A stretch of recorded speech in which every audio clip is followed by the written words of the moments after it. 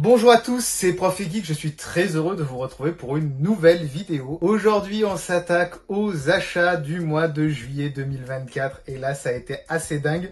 Alors, j'ai fait beaucoup d'achats et surtout, j'ai eu beaucoup de cadeaux. Je vous explique pourquoi tout de suite. Comme vous savez, comme mon pseudo l'indique, je suis professeur en collège.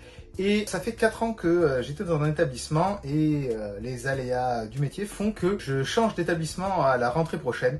Et mes collègues se sont cotisés pour me faire un petit cadeau. On était nombreux à partir cette année et voilà, ils ont tous plus ou moins donné pour tout le monde. C'est donc des amis à moi de l'établissement qui ont commencé à faire la collecte auprès de tout le monde et avec l'argent, mais ils se sont demandé qu'est-ce qu'ils allaient me prendre et forcément ils connaissent mes goûts. Il y en a une qui a fait « Non mais attendez, je sais ce qu'il faut faire ». Elle a pris l'argent, elle est allée à ma librairie, elle a fait « Voilà, j'ai telle somme, qu'est-ce que je peux lui prendre dans ce qu'il vous a mis de côté ?» Ils lui ont fait tout.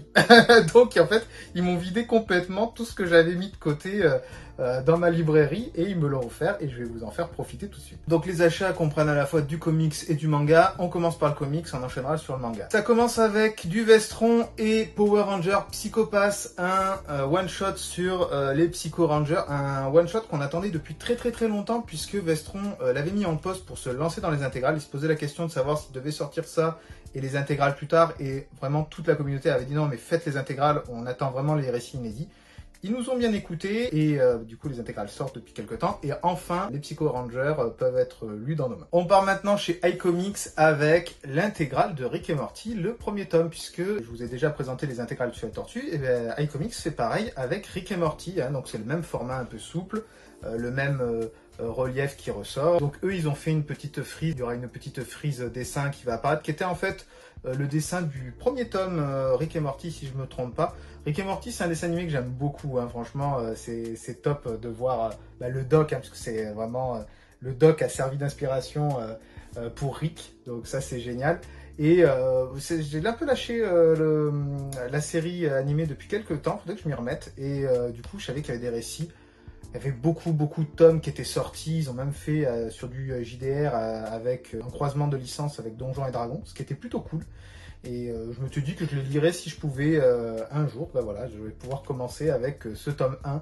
Pour l'instant, l'intégrale numéro 2, pas de retour. J'espère que iComics ne va pas laisser tomber l'idée, parce que j'aimerais bien les faire. Donc iComics, si vous passez par là, en avant pour le numéro 2. Ma librairie me connaît très bien, ils me mettent certains numéros de côté sans que j'ai besoin de leur dire, et ils m'avaient mis de côté le Kingspawn numéro 4. Si vous avez un peu suivi mes dernières vidéos, je vous avais dit que en fait j'avais commandé dans une boutique à Paris un tome avec une cover vraiment différente faite par Kibar et avec une petite dédicace. Donc du coup le tome 4 classique je l'aurais rendu et avec l'argent je me suis acheté autre chose. J'ai pris chez Urban le Zorro de Sean Murphy, hein, puisque le Murphyverse de Batman me plaît, donc je vais voir un petit peu ce qu'il a fait sur Zorro. J'avais vu passer quelques planches, je trouve que c'était génial visuellement, donc j'espère que l'histoire sera bien. C'est un one shot, donc ça va être plutôt cool. Donc là, ils l'ont sorti en grand format. C'est un peu plus grand qu'un comics classique. Je ne l'ai pas encore lu et je vous ferai peut-être un retour prochainement. J'en ai profité puisqu'il y a eu 2 sorties sur le Joker. J'en ai pris une et j'ai pris Joker, les derniers jours d'un clown, puisque je voulais voir un petit peu ce qui arrivait sur le Joker. Je ne l'ai pas lu encore. Il y a également Winding Card qui est sorti, que je prendrai sûrement bientôt. Pour l'instant, je ne peux pas trop vous en parler. Le Joker, c'est un de mes méchants préférés. J'espère que l'histoire sera très bien. On passe au manga et on va chez Meian avec Baki New Grappler, les 4 premiers tomes. Ça, c'est la suite du Baki que je vous ai présenté il n'y a pas très longtemps. Et ça reprend en fait la partie du dessin animé que j'avais vu sur Netflix. Ça commence à partir de ce numéro-là. Donc je suis plutôt content voilà, de continuer Baki. C'est un univers que j'aime bien. Il y a de la baston. Alors c'est clairement surfait. Hein. Les types se cassent tous les os du corps. Ils ont plus de Chico, mais ils reviennent tout frais au bout d'un tome. Donc voilà, je suis très content de les avoir. Je les ai lus, je me suis régalé. On va chez Pika avec The Fable numéro 17.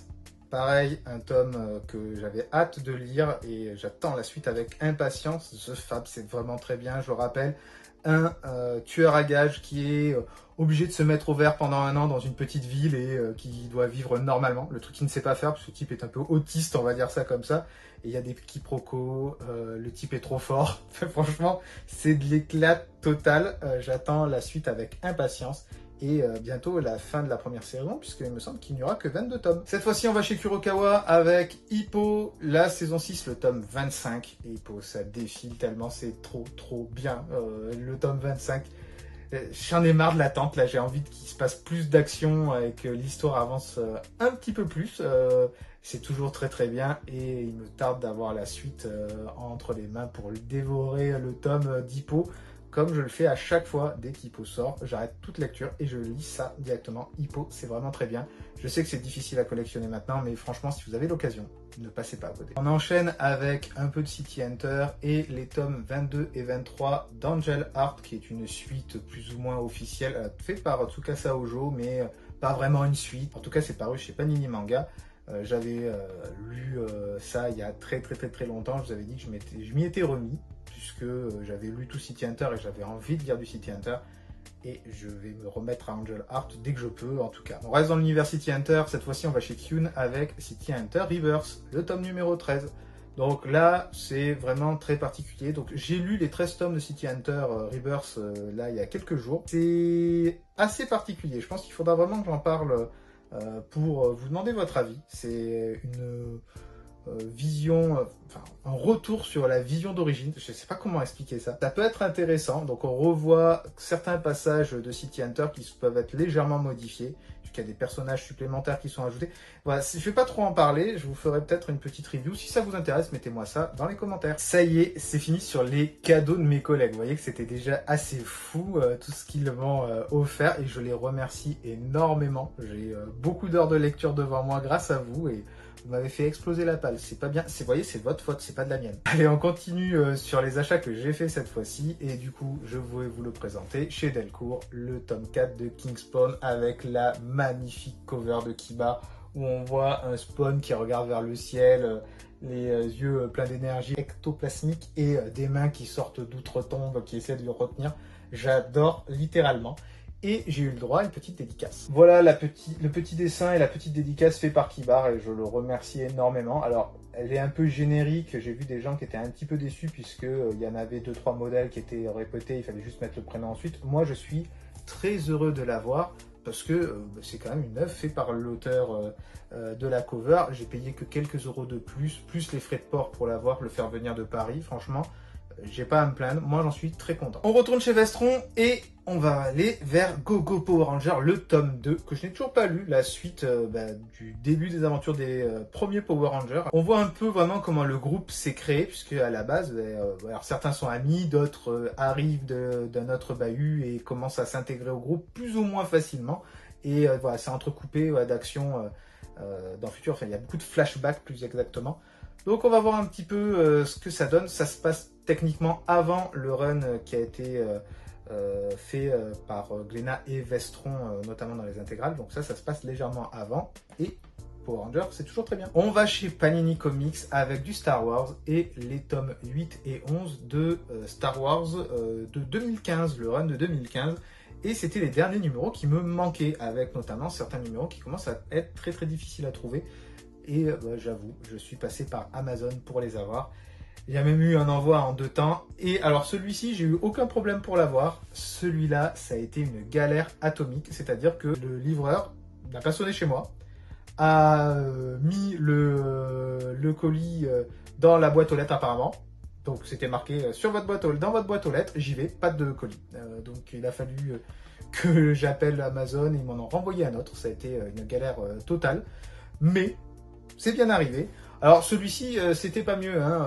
Le livreur l'a carrément déposé à côté de ma porte, visible de tout le monde. À un moment, je passe à côté, je ne savais même pas qu'il était passé. Je vois un carton, je me dis, ah bah tiens, un carton qui est sorti des poubelles, qui est devant chez moi, je vais le jeter. Et non, c'était mon colis. Franchement, j'étais dégoûté du manque de professionnalisme. C'est pas terrible, on aurait pu le prendre tout simplement. Enfin, les gars, faites un petit effort. Ma boîte aux lettres, elle était à 20 mètres à pied. Franchement, vous pouviez faire un petit effort, les gars. On continue les achats avec les mangas et on va chez Glénat avec le tome 42 de Berserk. Le premier tome qui sort, qui n'a pas été réalisé par Miura, mais par ses assistants du studio Gaga. Et c'était l'occasion d'avoir un collector, puisque maintenant Glénat nous sort un collector à chaque tome qu'il sort. Alors si vous voyez bien, j'ai le collector que je n'ai pas ouvert. Et j'ai le tome 42 en normal, puisque j'ai toute la collection en normal, je le voulais comme ça également. Je me suis dit, je vais prendre le collector parce que ça peut faire une belle boîte. En fait, je m'attendais que ça soit comme le 41, c'est-à-dire qu'il y ait un grand livre avec les planches voilà, un peu plus agrandies et qu'on puisse profiter des pages comme c'était le cas l'année dernière. Et ben non, en fait, à l'intérieur, vous avez le tome 42, donc qui est comme ça. Et au-dessus, vous avez un jeu de tarot avec les illustrations de Berserk qui sont reprises. Donc c'est franchement la déception par rapport à ce que c'est. Alors, voilà, tout le monde me dit, t'avais qu'à pas le prendre, etc. En fait, je l'ai pris en pensant que c'était un grand. Et j'ai vu la vidéo de mon pote Topette Comics avec qui l'avait fait. Et en fait, j'étais ultra déçu, donc je l'ai même pas ouvert. C'est pas pour lui faire gagner de la valeur hein, que je l'ai pas ouvert. C'est parce que je suis déçu. Franchement, juste pour un jeu de tarot et le manga, on a payé ça 23,50 € ou 24,50 €. L'année dernière, 24,50 € pour le même prix, hein, c'était le même tarif. Vous aviez le grand manga avec une plaque métallique qui reprenait Guts, qui mettait un coup d'épée, qui ressortait, c'était très très beau. Et là, juste ça, franchement... Glénat, s'il vous plaît, faites un petit effort pour l'année prochaine, quoi. S'il y a le prochain tome, le 43, pitié, faites quelque chose qui soit mieux que ça. En ce qui concerne l'histoire, je l'ai lu, j'ai failli pleurer à un petit moment. Et j'étais un peu énervé aussi de la lecture de ce que le numéro contient. Je m'attendais vraiment pas à ça, et j'ai été très très déçu de ce qui s'y passe. Alors c'est la fin d'un arc, un nouvel arc va... être lancé dans le tome 43. Je ne sais pas si ça va prolonger l'histoire ou pas en fait. C'est bizarre ce qui s'est passé dans ce tome-là. Je ne saurais pas comment l'expliquer et je suis vraiment déçu et triste pour le personnage en fait. Je trouve très injuste ce qui arrive à Guts là-dedans. Franchement, il mérite pas ça et en fait, je me demande qu'est-ce qui va se passer maintenant. Il y a beaucoup de frustration, mais l'envie de continuer, c'est ultra bizarre. Bien évidemment, je vais pas m'arrêter, c'est mon manga préféré, mais c'est chaud en fait de se dire ce qui lui arrive ça. Pourquoi Miura a pensé à ça? C'est bizarre. Je sais pas. J'étais ultra déçu en fait. Il manquait un petit truc pour me rendre heureux et ben non. Mais bon, je reste quand même très très fan de Berserk. Il faudrait peut-être qu'un jour, si ça vous intéresse, je vous explique tout ce qui se passe arc par arc. Parce qu'il y a vraiment des arcs qui sont vraiment très bien et d'autres, bon, bien évidemment moins bien. Mais pourquoi ce manga est aussi important pour moi et pour beaucoup de gens? Pourquoi tout le monde pense que c'est le meilleur manga de Dark Fantasy? Donc, certains ne sont pas d'accord. Moi, je l'adore énormément. Alors, c'est pas le côté DC de Miura hein, qui joue dedans. Moi, je suis très content d'ailleurs que ça y ait la suite. Hein. Je voulais la fin. Je suis content que l'œuvre ne soit pas inachevée. J'espère qu'on arrivera d'ici quelques années à la fin et qu'on ait une fin comme moi je l'imagine. Mais je ne sais pas trop où ça va aller. En tout cas, si vous avez envie que je vous en parle, moi ça me botterait bien de vous faire arc par arc, pourquoi pas. On passe sur un achat coup de cœur. J'ai vraiment eu une méga occasion sur Vinted. J'ai pris les 26 premiers tomes de Vinland Saga paru chez Kurokawa. Voici la suite. Donc Vinland Saga, c'est un manga qui se passe sur des vikings. Alors ça faisait un petit moment qu'il me faisait de l'œil. J'ai pas vu encore le dessin animé sur Netflix. Il paraît que c'est très très bien, que ce soit le manga papier et le dessin animé. Et j'avais vraiment envie de me lancer et je voyais passer des intégrales à 120, 150 € minimum sur Vinted ou sur Le Bon Coin, et là quelqu'un qui le poste 80 € les 26 premiers tomes. Je fais ouah, de suite je prends. Je cherche pas à comprendre, l'état était très correct, il y a quelques petites jaquettes qui sont légèrement froissées dans un coin ou autre. Je me suis dit pas de souci, je le prends. Et là je vois arriver le colis.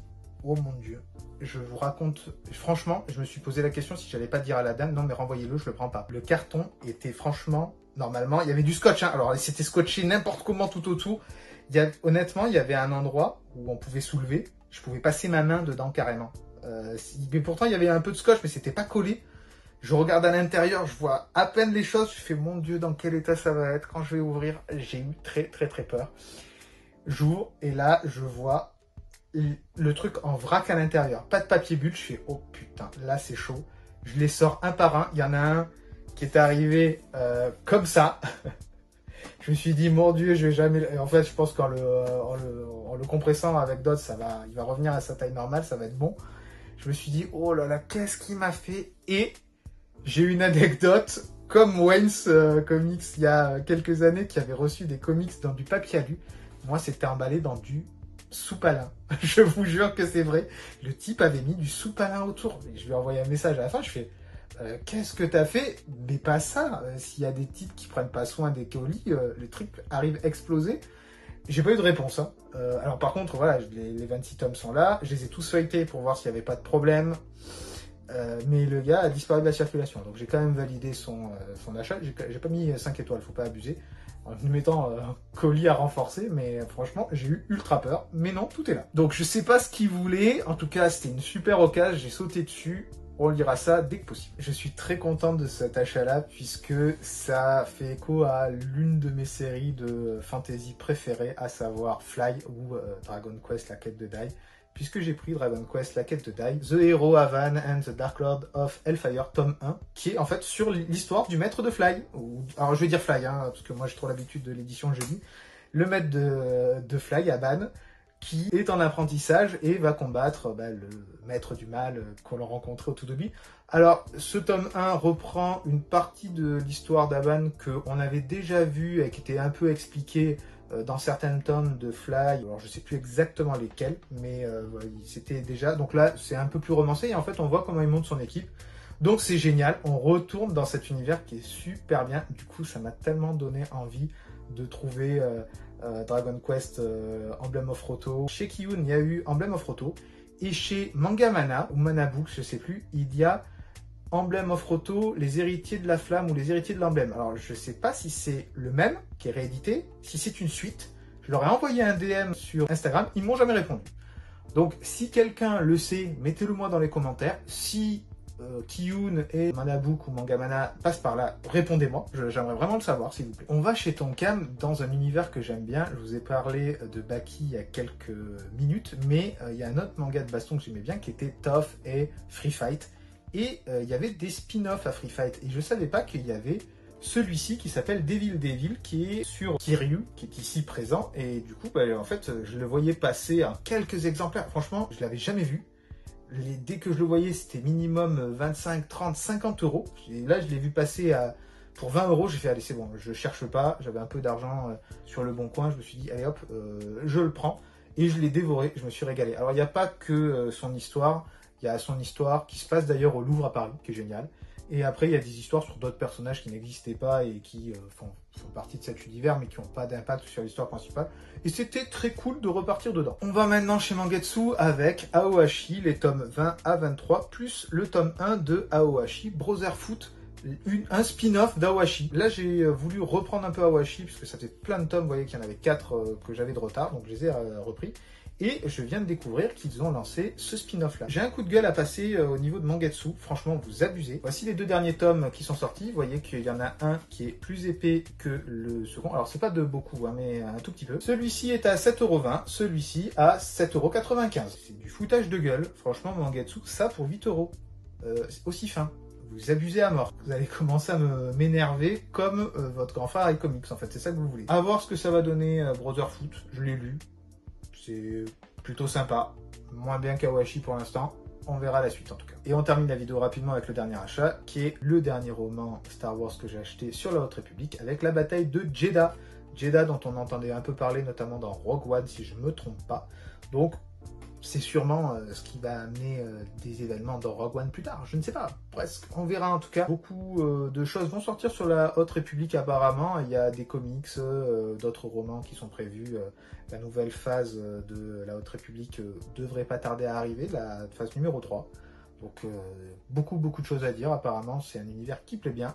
On verra ça à l'avenir. La vidéo touche à sa fin, elle a été assez longue, il y a eu beaucoup d'achats, beaucoup de prêts. En tout cas, je suis très content, je vous remercie. Alors, je remercie tous ceux qui s'abonnent, mettent des likes, mettent des commentaires.